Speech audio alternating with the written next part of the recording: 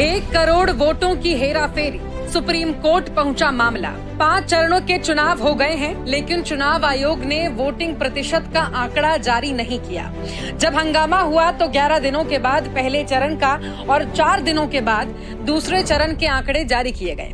हुआ यूं कि चुनाव आयोग ने चुनाव के बाद वोट प्रतिशत का अस्थायी आंकड़ा जारी किया। आंकड़े में लिखा था कि ये आंकड़े बदल सकते हैं। कई दिन इंतजार करने के बाद जब देश की जनता ने असल आंकड़े की मांग की तो कई दिनों के बाद चुनाव आयोग ने फाइनल आंकड़े जारी किए।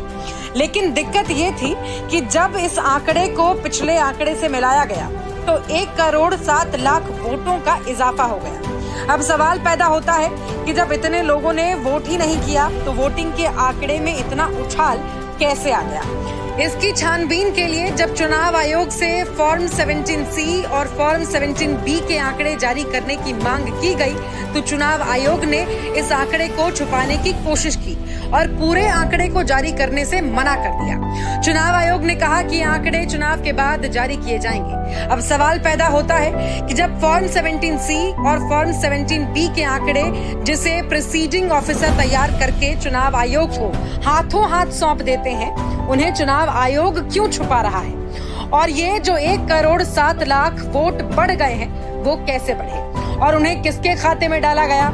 एसोसिएशन फॉर डेमोक्रेटिक रिफॉर्म्स ने इस मामले को सुप्रीम कोर्ट में पहुंचा दिया और अब मुख्य न्यायाधीश DY चंद्रचूड़ की अध्यक्षता वाली पीठ ने चुनाव आयोग को अपना जवाब दाखिल करने के लिए 1 सप्ताह का समय दिया है और मामले को छठे चरण के मतदान की पूर्व संध्या यानी 24 मई को सुनवाई के लिए निर्धारित किया गया है। याद रहे कि इस चुनाव आयोग का गठन खुद मोदी ने किया था, इसीलिए इन पर पूरे देश की नजर है। देश की जनता का मानना है कि आंकड़े बदलकर चुनावी नतीजे को बदलने की कोशिश की जा रही है।